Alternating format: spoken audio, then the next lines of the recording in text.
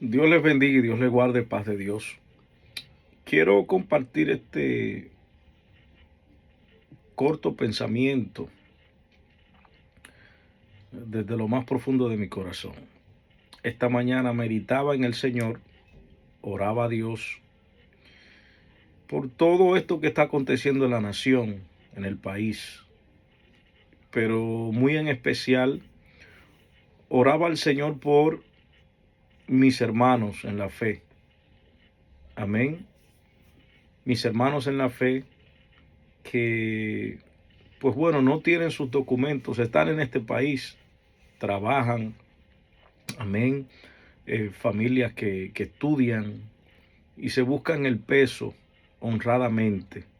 Están aquí y aunque no tienen sus documentos, pero son personas de bien, amén, son personas de bien.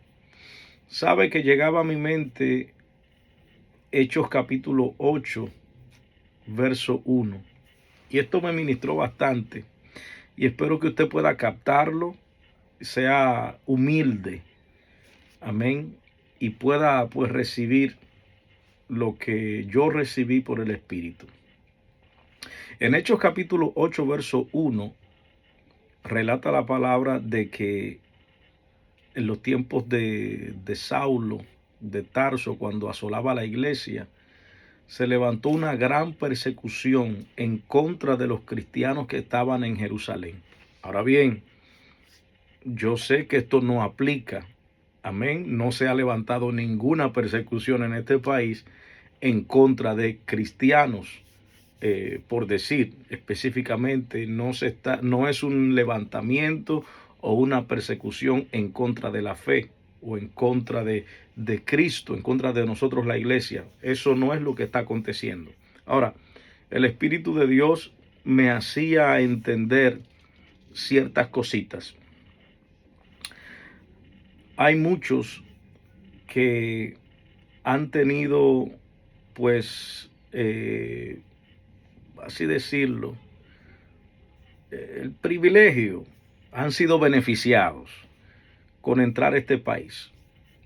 Y pues bueno, Dios los ha prosperado, tienen buenos trabajos, amén, sus hijos han ido a la escuela o están en la escuela, han podido conseguir par de pesitos, enviar dinero a su país de origen, a su país natal. Pero ese mismo capítulo 8, verso 3 o 4, por ahí, dice que estos cristianos que fueron asolados y fueron perseguidos en Jerusalén, en su escapando de la persecución, mientras corrían, predicaban el evangelio, testificaban de Cristo, ganaban almas para Cristo, y pues hubo un gran avivamiento, una gran cosecha de almas, producto de una evangelización que hacían estos perseguidos. No sé si me va captando. El Señor les había dado una instrucción a los discípulos y a la iglesia de que debían de predicar el evangelio en Jerusalén, pero que también tenían que expandirse en Judea, tenían que ir a Judea, tenían que ir a Samaria y hasta los confines de la tierra y llevar este evangelio. Por X o Y, parece ser que con el pasar del tiempo, estos cristianos que habían recibido esta orden, como que se habían acomodado en Jerusalén. Como que habían comenzado como dicen en mi país, a cogerlo suave, easy. Parece como que ya no querían moverse mucho, trabajar mucho, salir a predicar, salir a evangelizar. Y entonces aquí viene Dios y permite una gran persecución, un gran levantamiento. Y estos mismos cristianos tienen que salir de Jerusalén, irse a diferentes lugares, pero en medio de esa huida, iban predicando, iban testificando, iban hablando de Cristo. Y la iglesia comenzó a crecer y hubo un gran avivamiento. Así fue como yo lo recibí. Hay muchos hijos de Dios, y estoy hablando con cristianos, que en su travesía para llegar a este país buscaban a Dios. En sus primeros días buscaban a Dios. Se humillaban ante Dios, dependían de Dios. Hasta para comerse un bocadito de pan. Porque al tener tantas necesidades y no tener prácticamente absolutamente nada, pues dependían de Dios. Pero con el tiempo, Dios fue bendiciéndolos. Fueron acomodándose en esta nación y se han olvidado del Señor. Y estoy hablándole a chinos, estoy hablándole bueno, hispanos, te hablo hispano porque estoy hablando en español. Estoy hablándole a dominicanos, estoy hablándole a nicaragüenses, estoy hablándole a mexicanos, estoy hablándole a salvadoreños, estoy hablándole a costarricenses, estoy hablándole a argentinos, estoy hablándole a la comunidad hispana. Llegaron a este país y como que nos acomodamos demasiado. Muchos llegaron y su meta o su visión no era levantarse, progresar, servir a Dios, sino que muchos han venido, y esto va a doler, pero muchos han venido a este país a acostarse, a depender del gobierno, a depender de un cheque, a depender de dádivas o a depender de migajas. Y se han olvidado de Dios, se han olvidado de que hay propósitos, de que Dios les llamó con propósitos, de que si Dios les permitió llegar a esta nación vivos, salvos y saludables, fue con una misión, fue con un propósito. Aleluya. Fue con un propósito de seguir predicando, de seguir alcanzando almas, de seguir testificando, de seguir sirviendo a Dios, siéndole fieles a Dios. Pero vuelvo a repetir, con el pasar del tiempo, como que nos hemos olvidado de Dios, nos hemos acomodado. Ahora estamos más pendientes de lo que el gobierno puede darnos, de las dádivas que podemos recibir. Y Dios ha permitido esto. Todo lo que está aconteciendo es permitido por Dios. Usted debe de recordarse algo. Dios sigue siendo soberano, Dios sigue estando sentado en su trono, Dios sigue siendo el dueño de su iglesia, Dios sigue estando en dominio absoluto y control absoluto. Detrás de todo esto que está aconteciendo hay propósitos de parte de Dios. Quizás el Señor le está llamando la atención a su iglesia. Hay miles y miles y miles y miles y miles de hermanos en la fe en esta nación que no tienen sus documentos, y oramos por ellos y pedimos a Dios misericordia por ellos. Amén. Pero se han olvidado para qué fue que Dios les permitió que pudieran entrar a este lugar. Están vivos, saludables. Pero ya están realizados, prosperados, bendecidos. Buenos carros, buenas casas, negocios en sus países. Hay otros que lamentablemente han venido, pero es a dormir, a sentarse en un mueble, a comer y no hacer absolutamente nada. Dios